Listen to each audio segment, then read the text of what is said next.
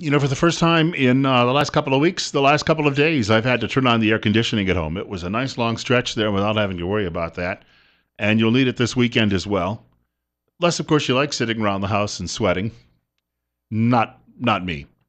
So I'm telling you right now, it's going to be hot in that neighborhood of 90 degrees this weekend. Plenty of sunshine, and that sunshine is going to be beating through those windows in your home or your business or your car. And that means that convection is going to go, that convection oven. So we recommend you give Tint Lady of Idaho a call. They'll come out and do an estimate of what it would cost to put tints in your windows, home, business, or automobile. And what they can do is they can set this up either through an appointment. You can drop by the shop if you have the automobile with you. They're located at 1887 Highland Avenue East in Twin Falls. Monday through Friday, open from 9 a.m. to 5 p.m. Saturday by appointment only, closed on Sundays. But in the meantime, you may want to give them a telephone call if you're looking for an estimate, 736-8469.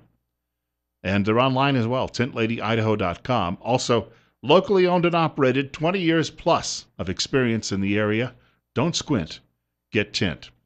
So before I left the office yesterday, I had a chance to listen to Donald Trump's reply to I didn't know Trump was even a Republican. I always assumed he was, but I never, until he decided to run for president, I wasn't sure. Lindsey Graham, also one of those 16 announced candidates for the Republican nomination for president, does not like Donald Trump. Lindsey Graham is a close friend of John McCain, and of course, McCain and Trump have been feuding over the last couple of weeks. So yesterday, Lindsey Graham had referred to Donald Trump as a jackass. Trump was making an appearance. Don't know if anybody actually heard about this. Trump was making an appearance. And what he did is he decided to reply to Lindsey Graham. And if you did not hear this, establishment media is a little annoyed because Trump decided to, in a sense, I guess they feel he violated Lindsey Graham's privacy. How did he do that? Well, according to Trump, a few years ago, Lindsey Graham had a primary a few years ago. In fact, the fellow who was behind putting that primary together and recruiting the candidate, Bruce Carroll, is an old coworker of mine, lives in North Carolina. Bruce was on my radio show at the time talking about their effort to try and get rid of Lindsey Graham because they didn't think Graham was, conservative enough. So at the time, Graham called Donald Trump because Trump was a regular on Fox and Friends, had a weekly segment or a bi-weekly segment. And Graham said, "Can you get me on the program? Can you do me a favor?" And the two of them talked because Graham thought a little exposure on Fox would perhaps tell people he wasn't such a moderate Republican. 926, Bill Colley with you on Top Story on News Radio 1310 KLIX and newsradio1310.com. 76 at our studios. So Trump is recounting that telephone call. He said, he's calling me a jackass, but at one time he asked me for a favor. So Lindsey Graham says to me, please, whatever you can do. I'm saying to myself, what's this guy, a beggar? He's like begging me to help him with Fox and Friends. So I say, okay, and I'll mention your name. He said, could you mention my name? I said, yes, I'll mention. And he gave me his number, and I found the card. I wrote the number down. I don't know if it's the right number. Let's try it. 202.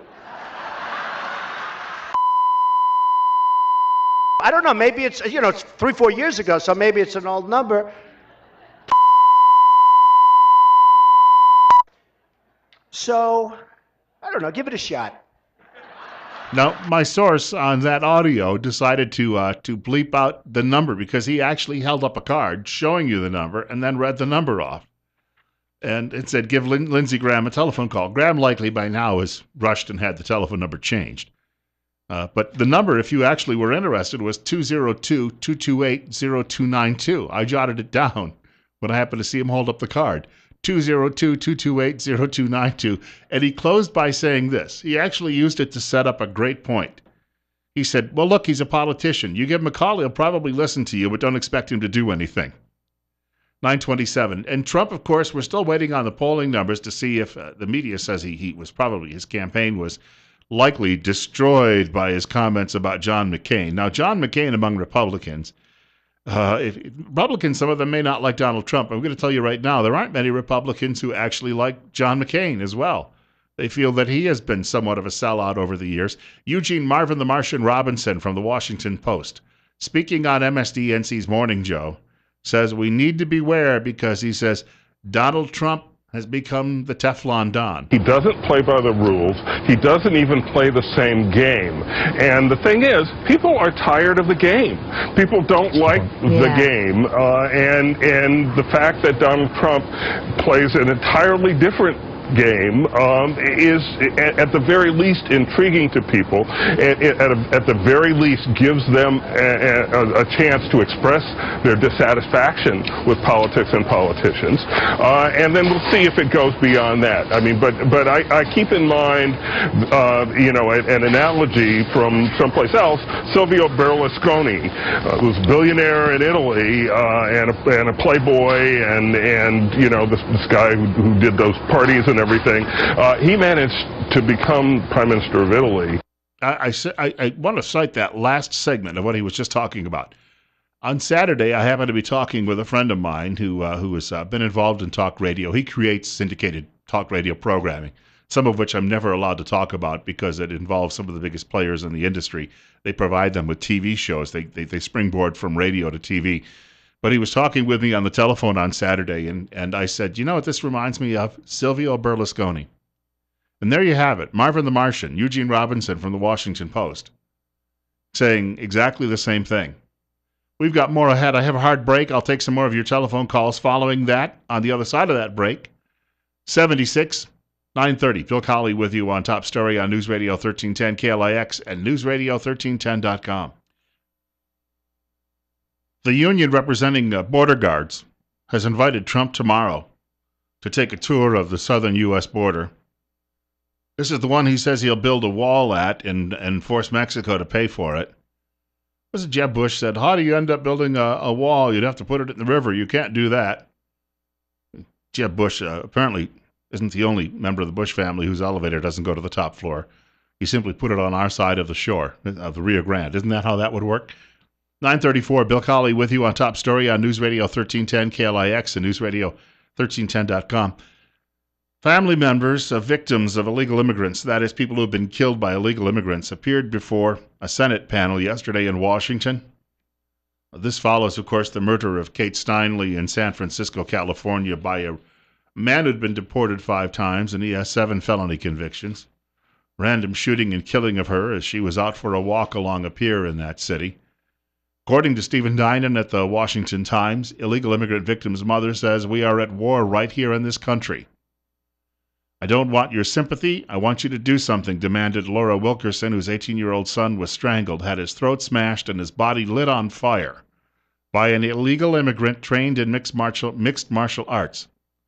Then she went on to say, quit sitting silent because it's going to help you get a vote.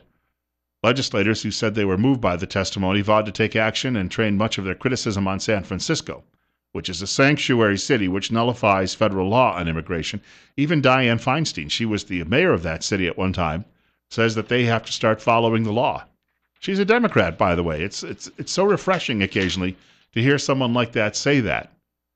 Here you have this from Sarah Saldana. She is the director of the U.S. Immigration and Customs Enforcement Agency. She's objecting, though, to ending sanctuary cities, even though she's a member of the federal government and is sworn to uphold the law. She said, I'm hopeful I don't have to hit somebody over the head with a federal hammer.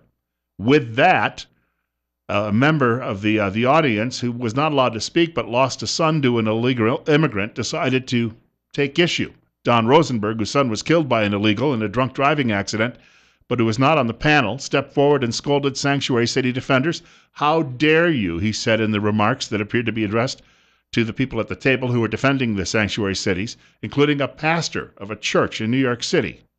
Mr. Rosenberg was escorted out of the room by U.S. Capitol Police, trailed by a horde of reporters and photographers. So all of these liberal preachers, the Unitarians, Episcopalians, United Methodists, who go around saying, oh, this is compassionate to... Is it compassionate if someone breaks into your house to let them raid the refrigerator? Oh, they were hungry, so they had to kick down your door, kill your dog, and eat the ham. This guy's son was killed by an illegal immigrant. Where's the compassion there? 936. Bill Colley with you on Top Story on News Radio 1310 KLIX and newsradio1310.com. Also, over at the Daily Caller, one of the women who testified said some of the Democrats on the panel fell asleep during the testimony.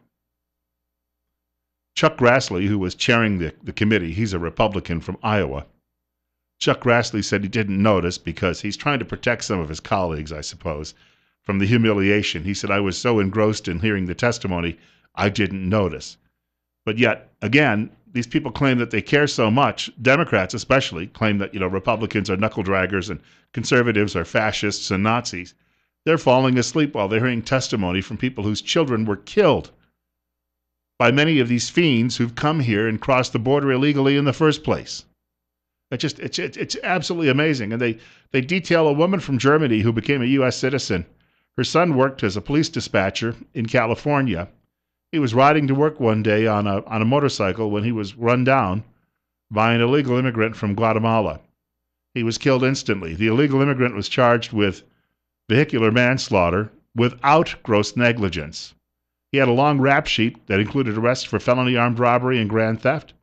He spent 35 days in jail for running over and killing that woman's son. This is what the liberals have wrought. This is what they are foisting upon us, and they want more of this in this country. All right, maybe I shouldn't call them liberals. That word has been overused. But they certainly aren't progressives. They're leftists. They're Marxist-Leninists. They're people who are looking to destroy our country. And they don't care how many of you die. The ends justify the means in their minds. That's how cold and calculating these people happen to be in this situation. 9:38, Bill Colley with you. Top story, News Radio 1310, KLIX, and NewsRadio1310.com. This is why they defend Planned Parenthood. They defend Planned Parenthood because they say, well, this is a women's health issue, and you're being mean-spirited, and war on women, and, those evil people who recorded Planned Parenthood talking about crushing babies. How dare they come in and record them? I got a couple of thoughts on that in a couple of minutes. Well, we've got a break coming up in a little under 30 seconds. There are 41 large U.S. corporations that donate money to Planned Parenthood. Some of these will not surprise you. Some of them will. I will share that list in the next segment of the program. Some of them are popular companies. Some of them are foreign companies. And you ask, why are they giving money to people who are killing babies? Rand Paul also is chiming in on this. Many people don't know it. Paul and his father are considered more libertarian than Republican, but they are very much pro-life. 20 minutes away from 10 o'clock. 77. Plenty more still coming on the air, and you can reach me in the next segment of the program, too, if you wish, 736-0300. The Heritage Foundation and its publication, The Daily Signal, have compiled a list of 41 large companies that directly fund Planned Parenthood, which, as many of you know, if you've been paying attention to the videos that have been released a couple of times in the last week, show that Planned Parenthood has been these people sitting around and just salivating over the prospect of selling the body parts of the babies that are killed. It's gut-wrenching. And yet they're getting a lot of funding, not only from government, not only from private donors, but from companies. Here's a list. Adobe, American Cancer Society, American Express, AT&T, Avon, Bank of America, Bath & Body Works, Ben & Jerry's, Clorox, Coca-Cola, Converse, Deutsche Bank, Dockers, Energizer, Expedia, ExxonMobil, Fannie Mae, Ford, Groupon, Intuit, Johnson & Johnson, La Senza, Levi Strauss, Liberty Mutual, Macy's, March of Dimes, Microsoft, Morgan Stanley, Nike, Oracle, PepsiCo, Pfizer, Progressive, Starbucks, Susan G. Komen, Tostitos, Unilever, United Way, Verizon, Wells Fargo, and Xerox. Now, if you're planning on boycotting that list, you may have some difficulty finding a lot of products you need. It is such a long and lengthy list that we're talking about. A great many people obviously think that Planned Parenthood's days are numbered, at least among Republicans. You're going to have a lot of Democrats who are going to claim people are being big bad meanies, but I don't know how you could overcome the public relations disaster that these videos happen to present. Rand Paul, speaking with Bill Hemmer on Fox News, offers some of his thoughts, and he'd like to put Planned Parenthood completely out of business. I'm going to do everything I can to stop it. And I also am going to bring this to the American public. I think Republicans have run away from the abortion issue. This is baby parts we're talking about. We're talking about doctors who are trying to preserve certain parts by not crushing them while they crush a baby's head in the rest of the procedure, and then they're going to sell the body parts. This is gruesome, and I think most Americans, even those who think they're pro-choice, would be aghast to know that we're selling body parts and that they're cavalierly sipping wine and eating brie and talking about selling body parts. It's unconscionable, and I'm going to do everything I can to stop it. And you're not accepting the apology that came out from Planned Parenthood on Friday? No, and here's the thing that people need to know. Everything that Planned Parenthood does other than abortion is done by community health clinics. There is no reason in the world to have Planned Parenthood other than abortion. Here's a thought. All of you lefties who might be listening today, how can you justify this now? How can you seriously support this organization, and how can you justify this procedure after what you've heard? Or are you that cold and uncaring about human life? Telephone number 736-0300. Love to hear from one of you. 736-0300. You know, when you start talking about rights, well, what about the rights of that baby? This notion that it's not a human being, there's some jerk at some large college in, I think, Princeton University, who has stated that we should not only be aborting babies in the womb as population control, but that we could eliminate a lot of newborn babies, because he says they're not fully human because they're just, they want food and they go to the bathroom, and they haven't really become self-actualized yet. This guy is actually writing about this. He's talking clearly about infanticide. He's a hero, a paragon of the liberal left in this country. What is wrong with these people? Don't they have any fear of judgment? And this notion that this is not causing, they already know that this child developing in its mother's womb feels pain.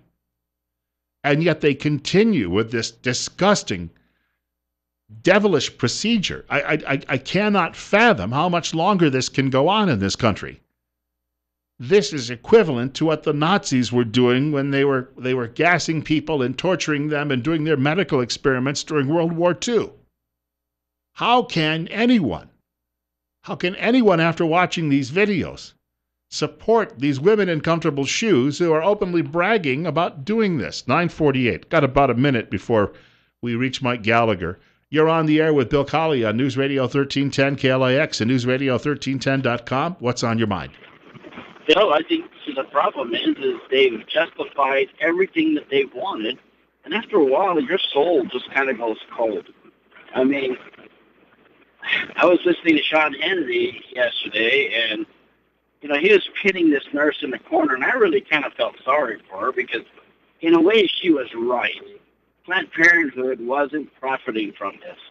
This lady was trying to sell the parts for her own profit. She wanted a Lamborghini. So, I mean, these people that start killing babies, they have to choke this down for so long. They've come cold. They don't care. They don't feel. They could probably operate on somebody without anesthesia. It's just ridiculous.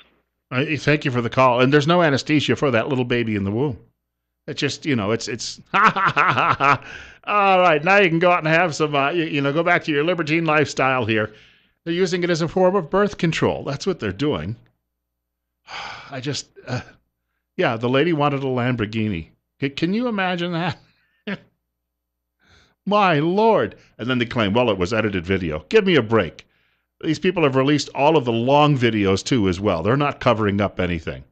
Mike Gallagher is coming up next, brought to you exclusively by the financial advisors at Waddell & Reed in Twin Falls. The telephone number, you could reach them at 736-6563.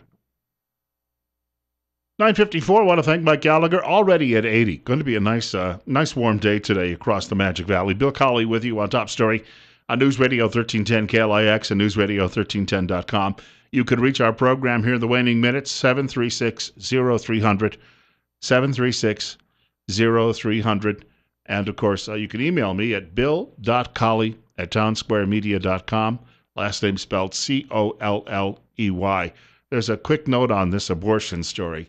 The Daily Signal, which I recommend everyone sign up for this in your daily email. It is it's a great resource for me, and I think it would be for you too as well in your daily lives. They have a lot of stories related to cultural issues as well as to what's going on in government. And they follow and track some bills in government that the establishment media doesn't, which means there are things that the government tries to get by you while you're being distracted by some other story. The Daily Signal will have that. Kelsey Harkness writing, she says, Black pro-life leaders are calling to defund Planned Parenthood and address what they call targeting of their community. And here's a quote from one of these leaders. It's an open secret that they are targeting the black community, that they have located their facilities within a 2-mile walking radius of a black or Latino neighborhood, and they are coming after black women. That comes from Catherine Davis of National Black Pro-Life Coalition. To hear that this organization, she went on to say, is allowed by our government to do that kind of targeting is very disturbing to me. I call it today's 21st century Jim Crow. Will anyone listen to her? Well, she's a conservative. Probably not. She'll be ostracized in her own community. There are more abortions of black babies in New York City than there are births of black babies. When you hear that we have to bring immigrants into this country, we have to bring people here from Syria and from Latin America, and that we need them because they have to fill the jobs, well, there have been 60 to 70 million babies aborted in this country since Roe v. Wade. Imagine if they'd all grown up. They'd be filling those jobs now, wouldn't they? And we wouldn't have to be bringing people in here who are not familiar with our culture and who are willing to war with our culture in some cases because this is happening. The black population in this country used to be the second largest. Now it's in danger of becoming fourth or fifth. The Latin population has now grown larger, and you've got an Asian population that will likely surpass it as well. From a political power standpoint, who needs to pay any attention to the black community anymore? If there are so few votes available over there, they'll ignore you.